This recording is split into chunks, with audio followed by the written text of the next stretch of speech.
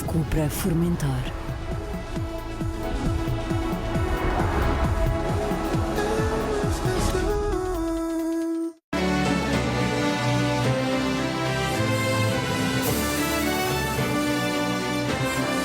Informação privilegiada. Às segundas-feiras, com Pedro Santana Lopes, no Now.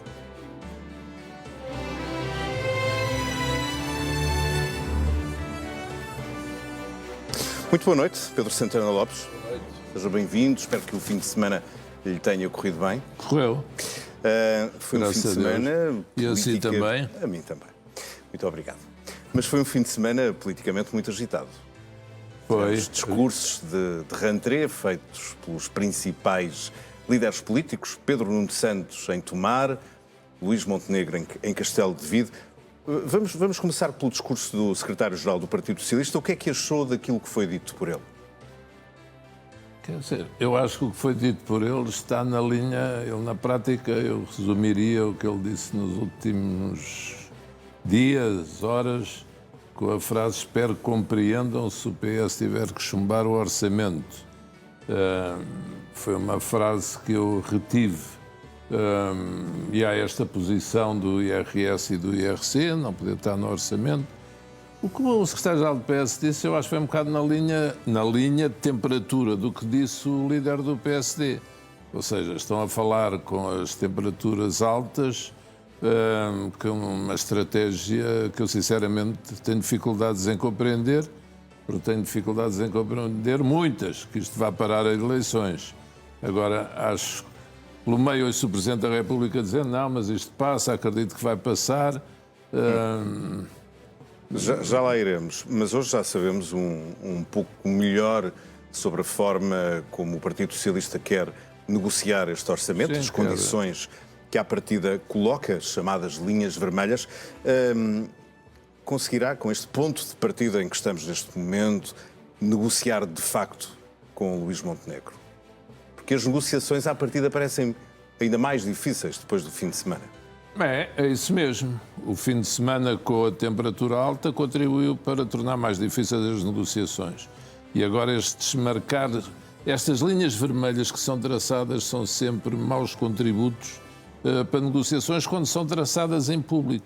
É isso que eu tenho um bocado de dificuldade em perceber. Houve cartas secretas, digamos assim, trocadas em agosto. O Luís Montenegro também disse que agosto não era mês para negociarem, mas trocaram cartas, enfim. Cada frase que ouço num dia não me bate muito certo com a que ouço no dia seguinte, está a ver? Cartas secretas, ali está. Afinal, comunicaram, exatamente, mas o PS não gostou, mas houve conversas, embora por carta, que também é uma forma de conversar. E, portanto, o PS não gostou porque o Primeiro-Ministro não indicou basicamente os números macro da economia. O PS diz que não sabe as receitas. Qual seria o teto orçamental? Exatamente. Qual é a previsão do Governo principalmente para o orçamento da receita? Mas é natural que o Partido Socialista queira saber qual o limite da despesa, também para perceber quanto é que custam as medidas que vai propor ao Governo. Sim, mas acho que há uma metodologia que faz muita falta na política portuguesa, que é procurar fazer como se fez de antes. Ou seja, quando estava o Partido Socialista no Governo, o Partido Socialista deu os tetos da receita, as previsões da receita à oposição, nas conversações que houve sempre. Muito bem. Então o Partido Socialista ainda tem mais razão em pedir isso ao Governo. O Governo disse Luís Montenegro no fim de semana: temos mais que tempo, setembro, ainda hoje é 1 de setembro, até ao fim do mês. O orçamento é da opinião que Luís Montenegro também o deveria ter feito, devia ter mostrado esses números ao PS. Pois, mas o Montenegro diz que mostra agora. Provavelmente ainda não tem os números completos. Quer dizer, eu acho que não faz sentido. Há pouco ouvimos o Eurico Brilhante Dias a dizer que nesta altura do campeonato que já o Governo tem o orçamento pronto. Não, pronto não tem. Com toda a franqueza, e não estou a dizer por ser este Governo, os orçamentos ficam prontos, olha, eu diria fim de setembro. Depois vão ao Conselho de Ministros na primeira semana de outubro e são entregues na Assembleia até 15 de outubro, ali 10, 12 de outubro, por aí. Portanto, é muito difícil. Neste momento estão a decorrer de certeza as negociações entre o Ministro das Finanças e os diferentes ministros. Essas negociações, desculpe a expressão, são de cortar os pulsos, porque o Ministro das Finanças quer tirar, digamos assim, dinheiro aos ministérios. E eles querem mais ainda. Portanto, são quase conversas de surdos, havendo um teto como tem que haver. Mas hoje é dia 2 de setembro. É 2 de setembro. E tendo em conta que o orçamento será entregue no dia 10 de outubro, falta pouco mais de um mês. Sim. E já não estou a falar de negociação dentro do próprio governo, entre o Ministro das Finanças e os outros ministros, para saber depois qual é a fatia do bolo que calha a cada um. Sim. Mas começar a ouvir os outros partidos da oposição, ouvir as propostas que são feitas, tentar ou não acomodá-las, tendo em conta também a estratégia política dentro do próprio orçamento, tudo isto parece apertado. E, portanto, a minha questão é saber se o PS não tem de facto razão ao querer saber quanto é que o Governo tem para gastar no próximo ano. Não há razões absolutas, sabe? Eu vou dizer assim, se nós fizermos o reto rapaz, como dizia um professor meu de Direito, Dr. Carlos Olavo, nas aulas de Teoria Geral de Direito Civil, se fizermos uma retrospectiva, veremos que os governos entregam normalmente o orçamento a 15 de outubro e depois começam a receber os partidos da oposição.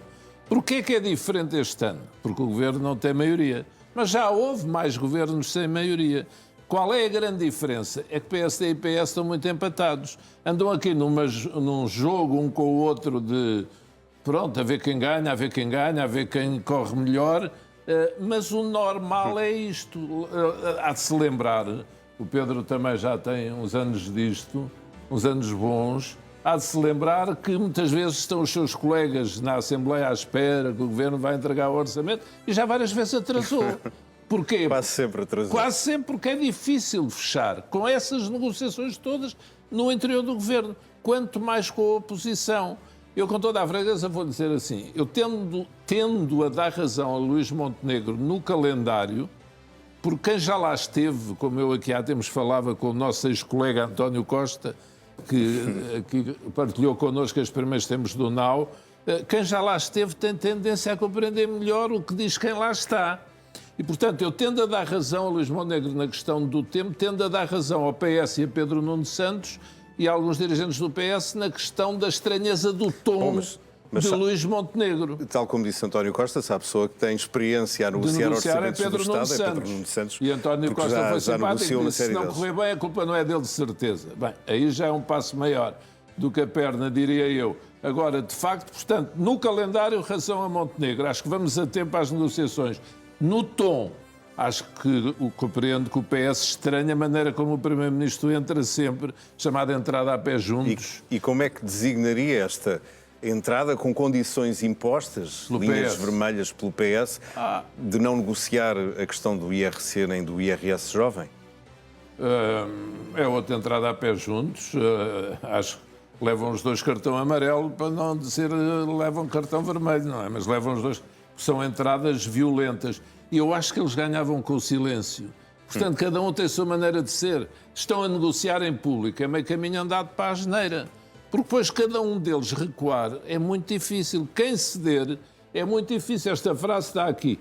Nunca viabilizará a OE que inclua IRC e IRS do Governo. Eu vou dizer assim, isto nunca aconteceu na democracia portuguesa. Vão lá 50 anos. Ou seja, vamos ter um orçamento que não tem a política fiscal do Governo que está em funções.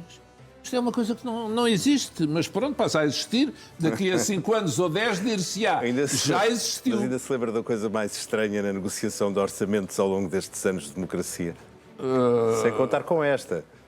Sem contar com esta, sim, discutir o preço dos combustíveis, também no primeiro governo minoritário, Cavaco Silva, o imposto sobre os combustíveis, quanto é que era, quanto é que não era, dizer que se chumbava o orçamento se não houvesse acordo sobre o imposto dos combustíveis. Portanto, cada governo minoritário, sua anomalia. A grande diferença é essa. É quando o governo é maioritário, como siga a marinha, como é uma expressão. Quando não é tudo muito difícil e cada vez mais difícil. E depois parece que há muitos ciúmes aqui, está a ver? Há ciúmes... O Chega, por exemplo, ficou muito zangado de saber que o Luís Montenegro andavam a conversar, a trocar cartas. Tinham trocado 2 cartas e resolveu sair de Eu não vou dizer o que é que isto parece, que é uma expressão forte, mas quer dizer, andam os três, não é? Andam os três. Não, porque depois quem leva sou eu. Mas sabe uma expressão francesa a propósito de envolvimentos de 3 parceiros? Há uma expressão em francês.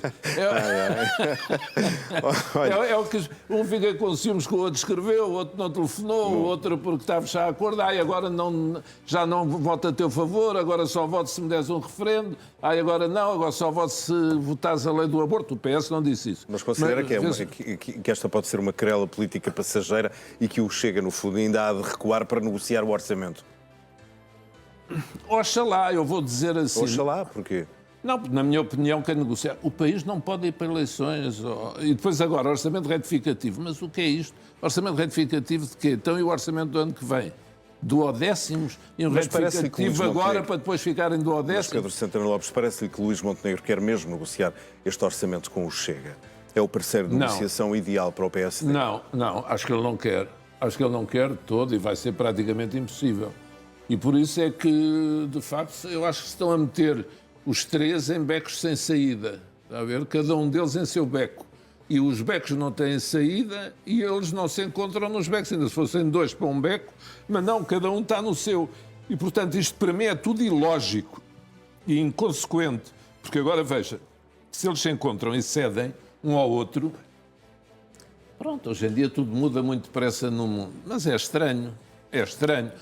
Do PS já veio a frase, não queiram humilhar o PS.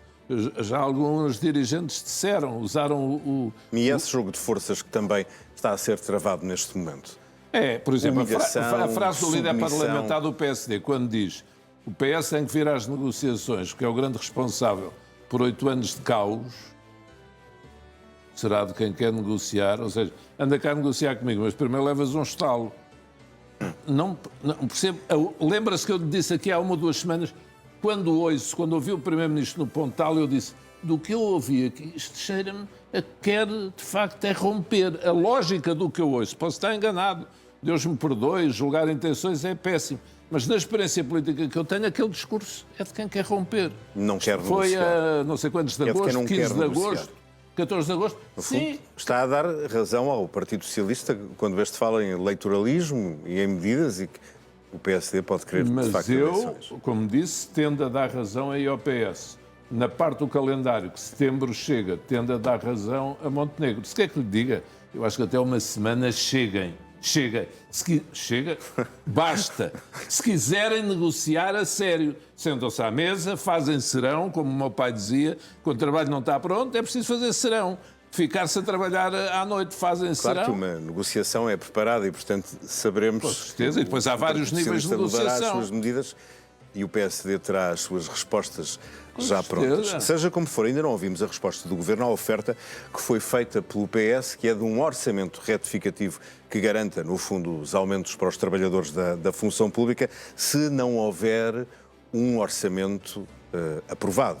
Portanto, se passarmos a ser governados por um orçamento em duodécimos, termos pelo menos um retificativo para os aumentos na administração. Acho que o PSD não vai aceitar isso. O que é o melhor? É uma crise política ou um país a duodécimos? Eu acho que o PSD aí vai para um orçamento a duodécimos e vai culpar o PS se não haver aumento do funcionalismo público no ano que vem. Saiu, mas o Partido Socialista... Tem essa saída de um retificativo, mas é outra coisa original, ou seja, um retificativo do orçamento anterior porque o novo foi chumbado. Pronto, estamos sempre... O mundo é feito de mudança, diz a música, diz a letra da canção, não é? Portanto, está bem. Mas confesso que é mudança a mais, é mudança surpreendente, é inovação. Estamos num tempo de inovação, estamos a inovar. Olha, chumba-se o orçamento... Mas o PS, ao fazer esta oferta, quer precaver exatamente o quê? Quer que haja eleições? O eleitorado que julga que em grande parte é dele do funcionalismo público e, portanto, não quer que Montenegro possa ir para as eleições a dizer, ou seja, para onde for, ou passar o ano a dizer não há aumentos porque o PS tomou esta atitude. Portanto, o PS foi arranjar este estratagema para agora se tentar safar. Mas eu não acredito que o PSD dê essa saída. E não nos podemos esquecer que o PSD tem diretas esta sexta-feira e congresso daqui a 15 dias. Portanto, o mês de setembro, o tal mês de setembro, que acho que também falaremos adiante, é um mês onde muita coisa se decide e muita coisa se joga cá e no mundo, não é? Para a semana também é o debate Trump-Kamal, entre outras coisas. Mas pronto, voltando ao orçamento, Eu acho que isto é um combate a ser mal travado, está a prejudicar os próprios, para além de prejudicar o país, porque está a tirar-lhes a margem, não é de recuo, é a margem de acordo, fazerem acordo. Oxalá! Pronto. Porque Então não caem os parentes na lama a ninguém por fazer um acordo e ser patriota. Mas está a ver Montenegro com esta disposição a fazer um acordo com o Pedro Nuno Santos? Olha-se para ele e achas isso? O clima é muito hostil. É muito Diria hostil. E Pedro Nuno Santos, que tem feito um esforço, acho eu, para se moderar, não estou aqui a dizer bem dele nem mal de Montenegro. Agora, Montenegro está mais duro, eu já disse isso há semanas, Pedro Nuno Santos tenta não ser tão duro, mas às tantas tem que reagir e reagir com força. E, portanto, neste momento, confesso, não estou otimista quanto a isso. E acho também, quando o Presidente da República fala a dizer acho que vai ser viabilizado, na minha opinião, com o devido respeito por Marcelo Rebelo de Sousa, acho que não ajuda. Porque isso pica o PS, irrita o PS. Ver o Presidente ali do lado do Governo, digamos assim, dizer não, isto acaba de passar, vai este barulho todo, mas era o que faltava não passar. Isso ninguém percebia. No estado em que está o mundo e o país, eu acho que o PS se irrita com isso e, portanto, acho que o Presidente também ganhava se não dissesse isso. Também é interessante seguir as coisas como elas são e se esta negociação é de facto travada ou não. Mas vamos supor que sim, que o Governo e o Partido Socialista chegam a um acordo sobre a viabilização do orçamento. Considera que o PS deve dar ao mesmo tempo garantias ao Governo de que na especialidade depois não irá mexer muito no orçamento que já está aprovado?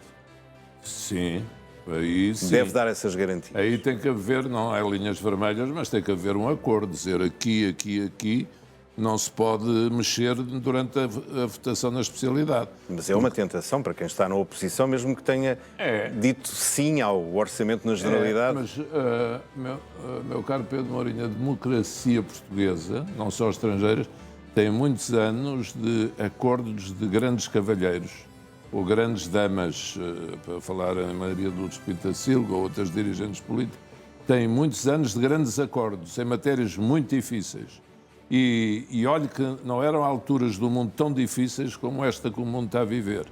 E, portanto, espera-se dos dirigentes partidários que estejam à altura do momento que se vive.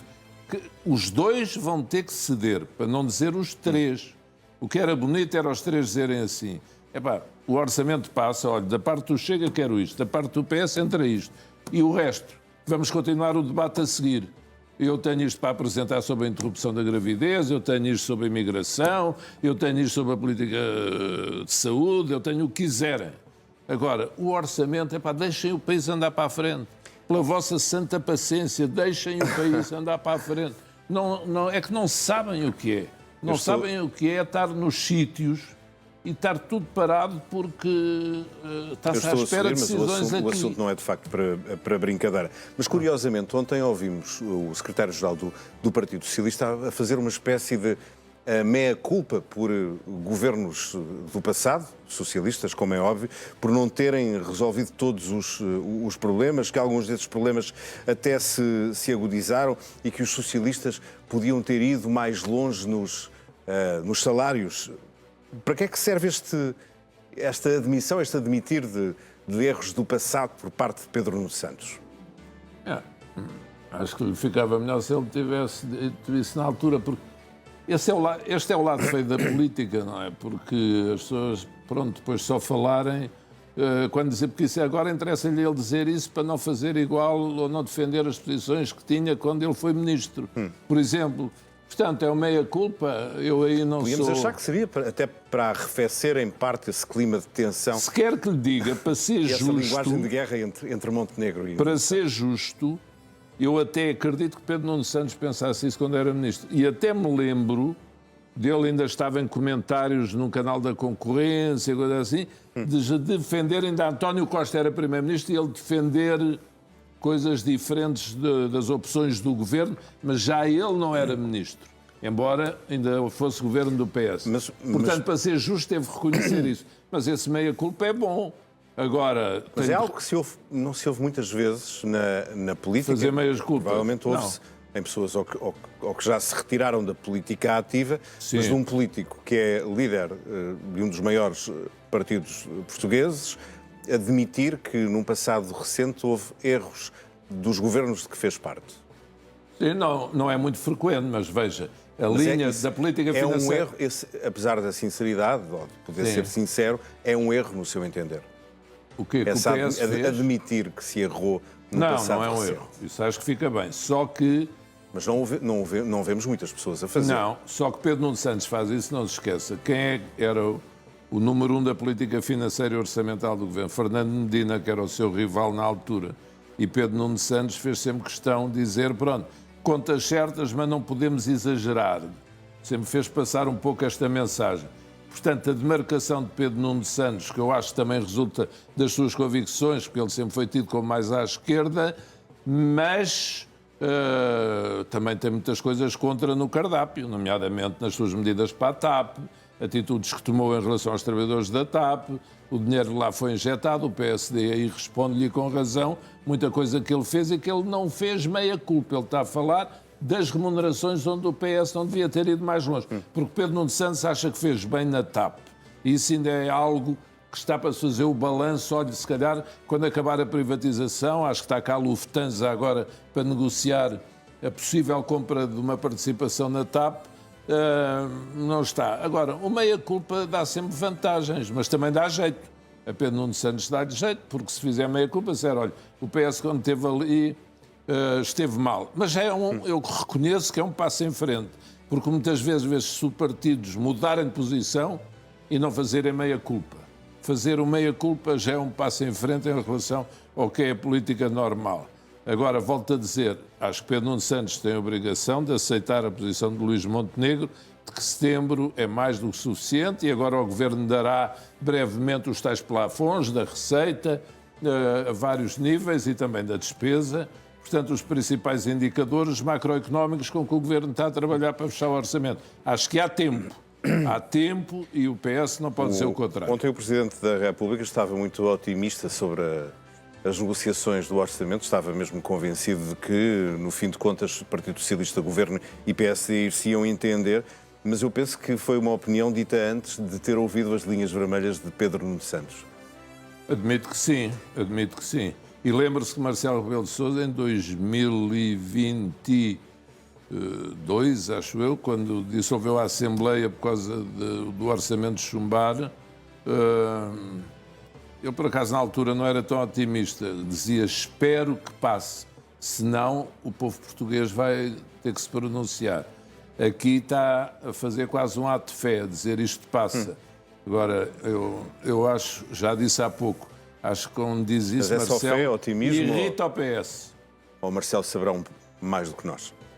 Não sabemos. Bem, o Presidente da República tem a obrigação de saber mais que qualquer um de nós. E é evidente que há aqui muita força, nomeadamente externa, que tem as suas influências e há muita coisa em jogo. Porque um orçamento chumbado, por exemplo, tem influência no nível dos juros da dívida.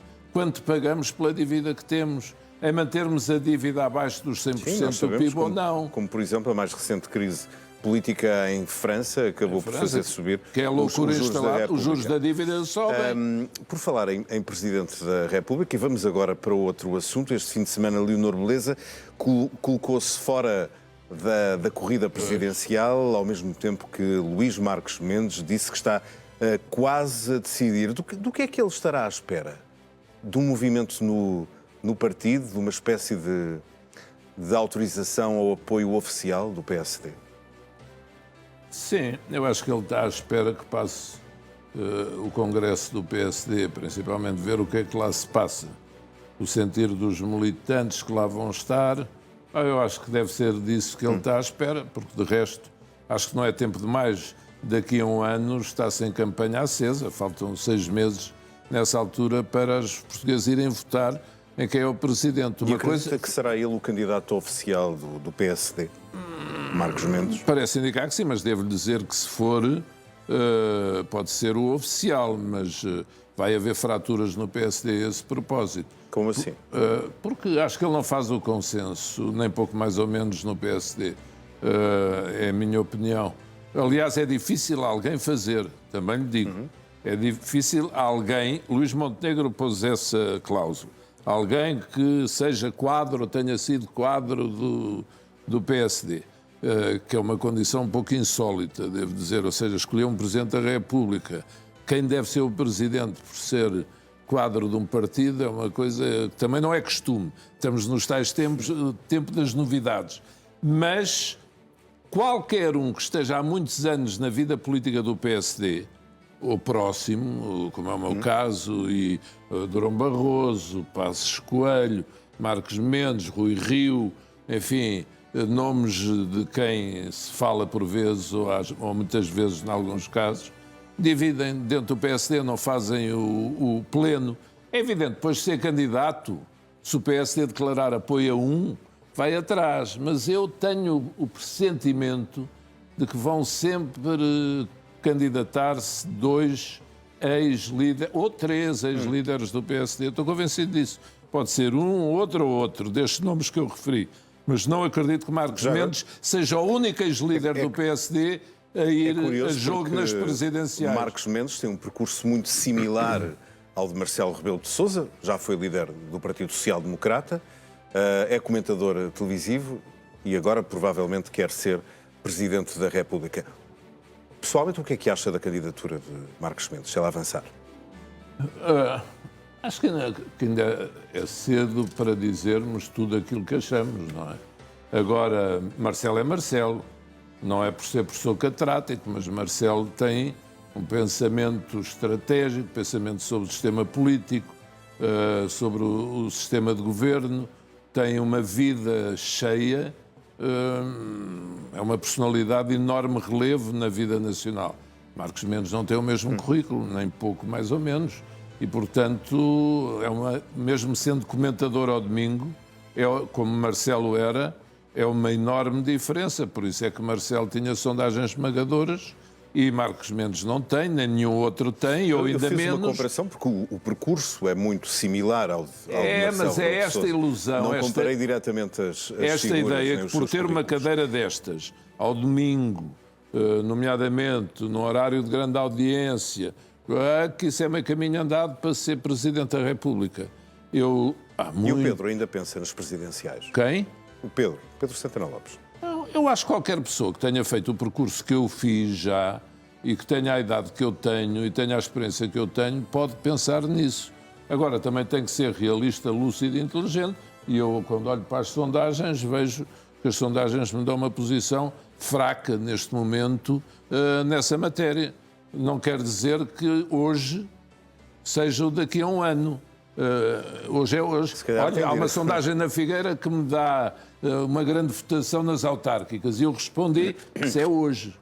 Daqui a um ano vamos ver como é que será. Certo, tem de ir ao Congresso do Partido Social Democrata fazer a sondagem nas bases do partido? Como sabe, não sou militante, mas não rejeito. Para já este fim de semana irei falar ao CDS, aos jovens do CDS, da Juventude Popular no Porto. O Congresso do PSD é no outro mas fim de semana. Ainda pondera entrar nessa corrida? Não é ponderado. Daqui a um ano eu pensarei no assunto. Antes disso, acho que é cedo. É não conhecer o mundo de hoje. Pensar-se com 1 ano e meio que a coisa... É por isso que Marcos Mendes também dirá ainda falta algum tempo. Mas já agora pergunto-lhe se avançaria caso Marcos Mendes entre na Acho que não é impeditivo. Podia avançar-se. Sim, não é impeditivo. As primeiras voltas servem para isso.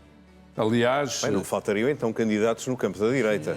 Sim, mas ouça, até poderia ir eu, poderia ir Durão Barroso, Marcos Mendes e Rui Rio. Todos ao mesmo tempo? E logo se vê quem tem mais... As primeiras voltas em França é assim. Num sistema de governo igual ao nosso. E à esquerda podia ir Mário Centeno, Ana Gomes, Francisco Louçã, mais quem? O Raimundo, Paulo Raimundo, quem quisesse. Falta o André Ventura, não é? Falta o André Ventura. Isso é uma direita muito dividida entre candidatos. Eu acho que nas últimas eleições houve ou 12 ou 14 candidatos na primeira volta em França. Cada um de seu partido e às vezes mais um por partido. E depois à segunda volta vão os 2 mais votados. É a vida. Não acho que seja isso que vai acontecer. Mas eu devo dizer que acho que era bom. Sabe porquê? Até porque as presidenciais há uma coisa.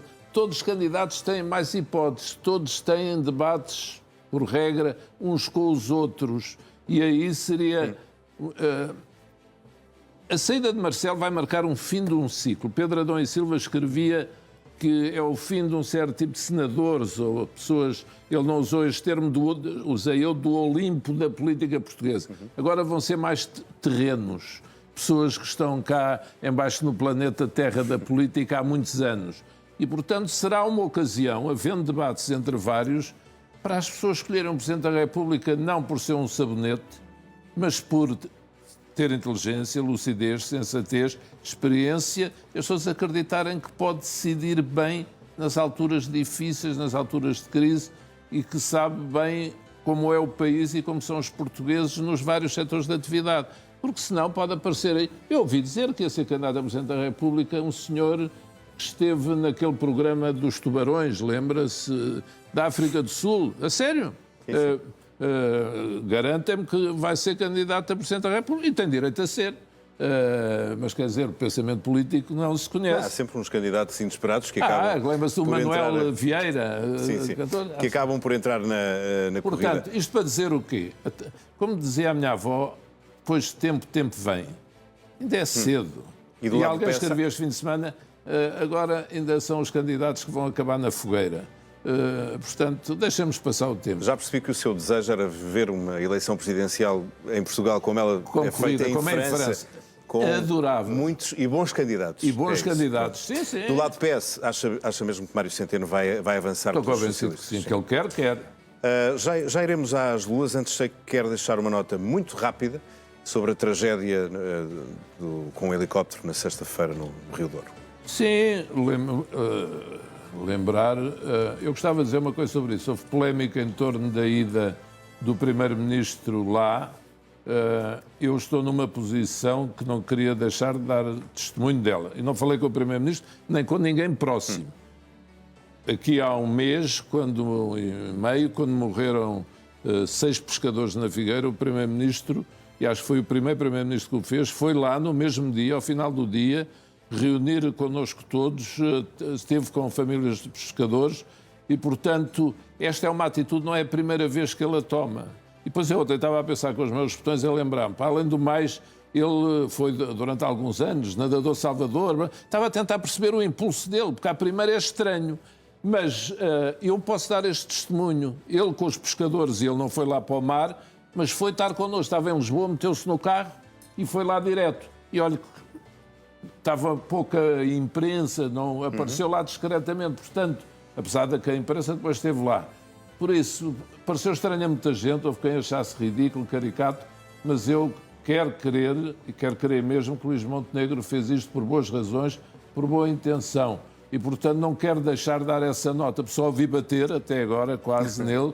E, portanto, eu que hoje aqui já também discordei dele, não quero deixar de dar este testemunho, porque tocou-me muito a atitude que ele teve naquele dia. A mim e não só a mim. Temos mesmo de avançar. Vamos às fases da Lua. O que é que nos trouxe hoje? Vamos começar pelo quarto crescente.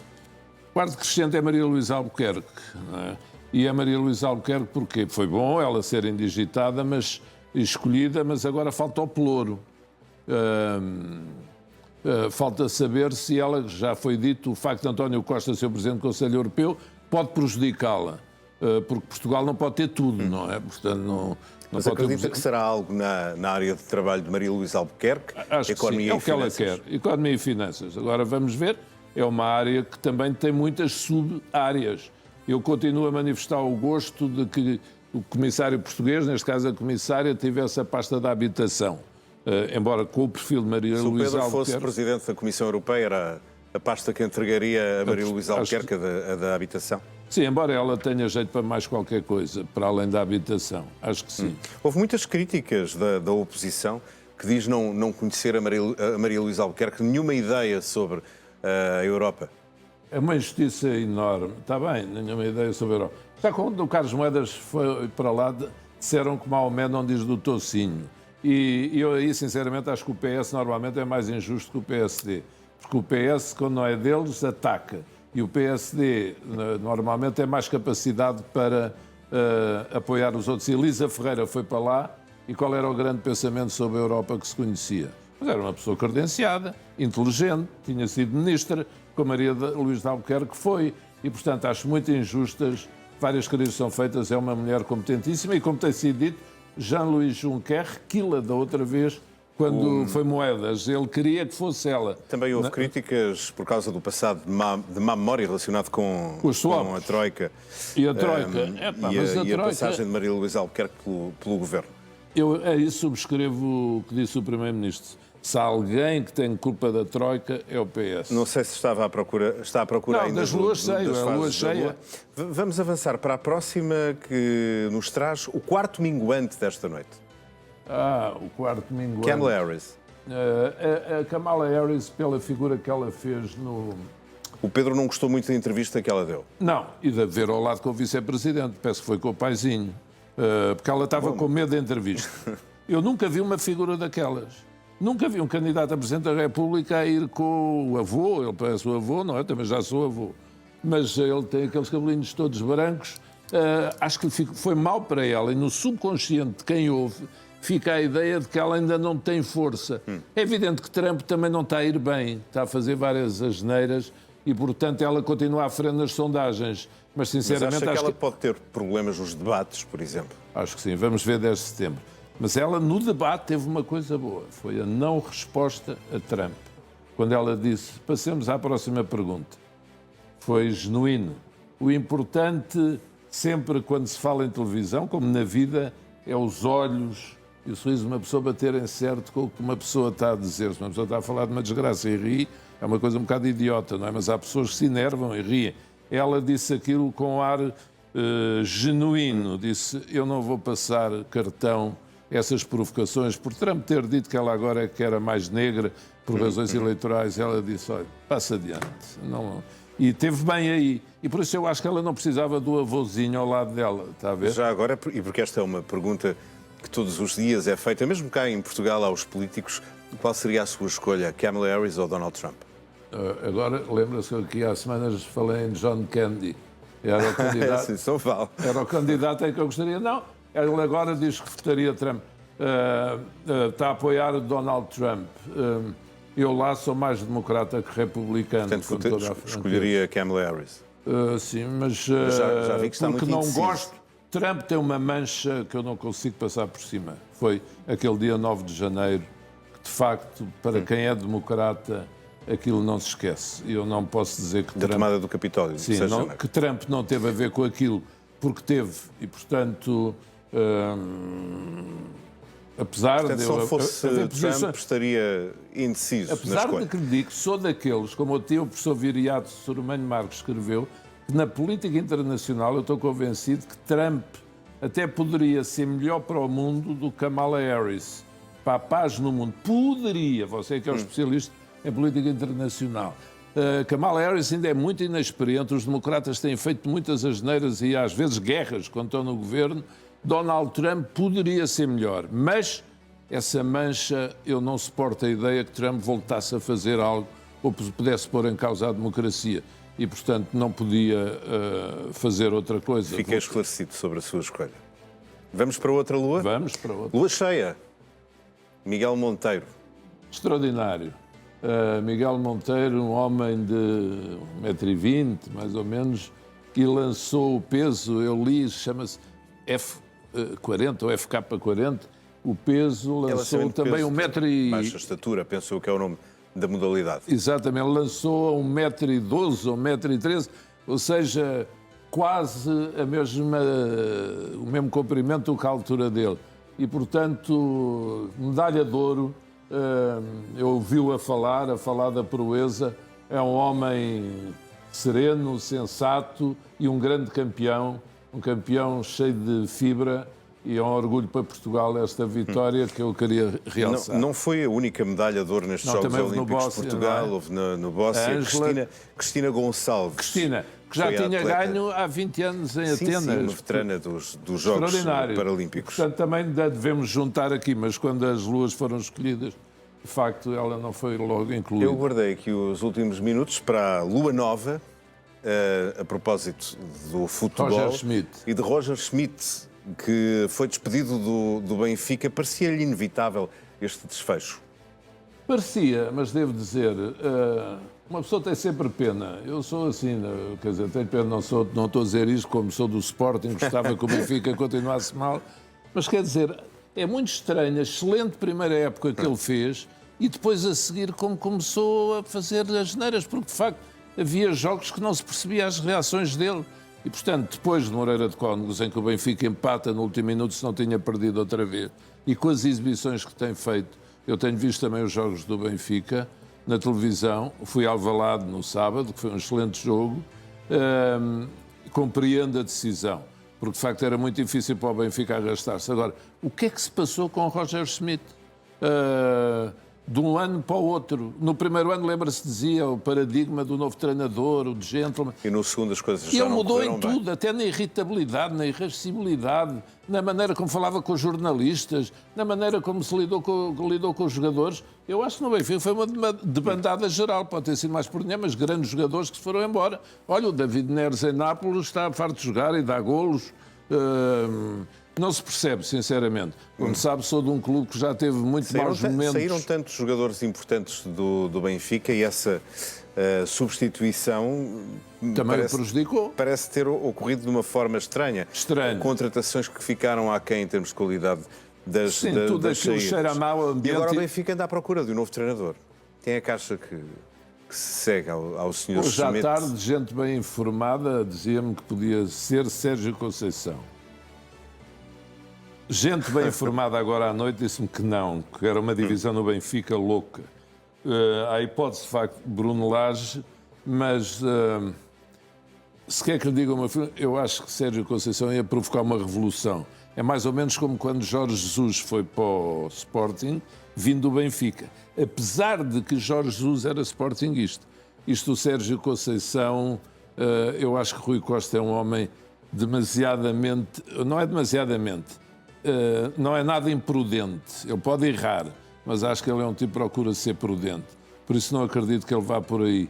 Havia a hipótese de Leonardo Jardim, mas também não acredito. Acho que Bruno Lage, apesar de tudo, é o menor denominador Já comum. o seu Sporting, Não, ninguém mas- apanha os leões. Ninguém Vamos os fechar. apanha. Ainda É uma temos loucura o que joga aquele sueco, de facto. Ainda não temos sou ele. uma canção para o final. Esta canção hoje. é por causa de setembro. Setembro? Esta música... Com a dança de setembro. Hã? Com a dança. De setembro. Neil Diamond cantava September Morning. Eu uma vez vi em vídeo dos Estados Unidos para a França e becou Setembro. E aqui temos Há a muito- junção dos dois. A junção dos dois. Neil Diamond. Pedro Santana Lopes, como sempre, foi um gosto. Voltamos a ver-nos na próxima segunda-feira. Mas Até lá. ouçam na net também o Gilberto becou cantar Setembro.